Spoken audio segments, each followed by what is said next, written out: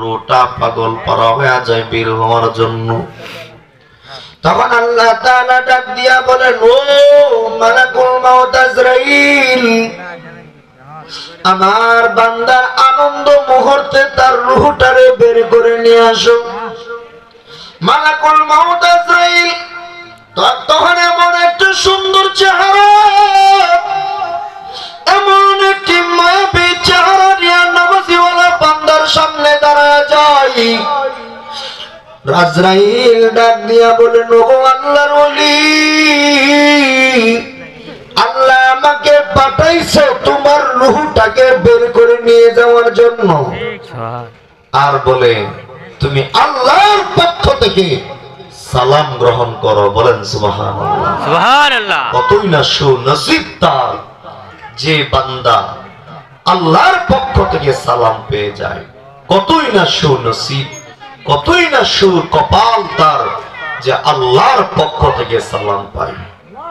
আল্লাহর পক্ষ থেকে যখন বান্দা সালাম পায়, বলেন তো অবস্থাটা তখন কেমন সুন্দর হয়।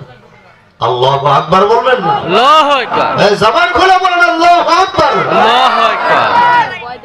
নামাজিওয়ালা বান্দা যখন আল্লাহর পক্ষ থেকে সালাম পেয়ে যায়, তখন আজরাইল ডাক দিয়া বলেন, ইয়া আইয়াতুহান নাফসুত তাইয়্যিবা, ও পবিত্র আত্মা।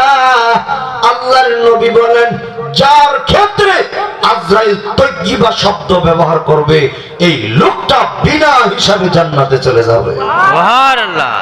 এই জন্য আজরাইল বলবে, ইয়া আইয়াতুহান নাফসুত তাইয়্যিবা, ও পবিত্র আত্মা, উখরুজি ইলা মাগফিরাতিন মিনাল্লাহি ওয়া রিদওয়ান, তুমি আল্লাহ তাআলার ক্ষমা এবং সন্তুষ্টির দিকে বের হয়ে আসো।